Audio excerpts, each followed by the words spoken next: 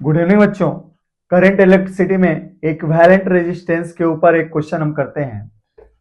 Question number 4। Question कह रहा है बच्चों, the resistance of a wire is 5 ohm, है ना, and it is stretched to 5 times to its original length, then find new resistance.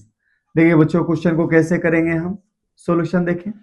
मान लीजिए बच्चों, ए एक वायर है ना।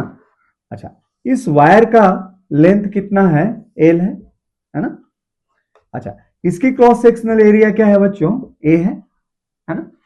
अच्छा, शुरू में आपका जो रेजिस्टेंस है वो क्या है, R1 है, और वैल्यू क्या है, रो। मान लीजिए इसमें जिस मटेरियल से बना है उसकी रेजिस्टिविटी क्या है बच्चों, रो है ना।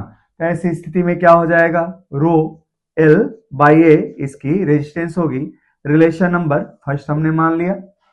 अच्छा, इसी वायर का जो वॉल्यूम होगा यहां पे वो क्या होगा, एल, जो कांस्टेंट रहेगा, है ना। अगर आप इसको स्ट्रेच करो या कंप्रेस करो, वैसी स्थिति में इसके मटेरियल की जो वॉल्यूम है इस वायर को बनाने वाली, वो वॉल्यूम क्या रहेगा बच्चों, कांस्टेंट रहेगा। ये चीज क्या है यहाँ पे, कांस्टेंट है। अच्छा, अब इसी वायर को आप क्या करते हो, खींच के 5 गुना लंबाई में बढ़ा देते हो, तो इसकी क्रॉस सेक्शनल एरिया क्या हो जाएगी, छोटी हो जाएगी। अर्थात कि ये बच्चों क्या हो जाएगा, ऐसे पतला सा वायर में ये कन्वर्ट हो जाएगा, मान लीजिए।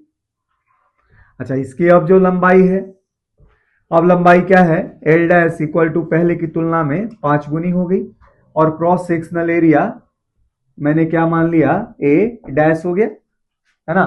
तो अब जो वॉल्यूम होगा आपका, नाउ वॉल्यूम, वॉल्यूम तो अभी भी उतना ही रहेगा, वॉल्यूम इस वायर का अभी भी उतना ही रहेगा। कितना, L dash A dash equal to कितना हो जाएगा बच्चों, तो एल डैश की वैल्यू 5L है, और ये क्या है, ए डैश है, अर्थात कि 5L ए डैश। अभी भी वॉल्यूम कितना रहेगा बच्चों, V रह जाएगा। तो देयरफॉर हम क्या लिख सकते हैं, हम लिख सकते हैं ए एल की वैल्यू किसके बराबर होगी, ए एल की वैल्यू 5L ए डैश के बराबर होगी।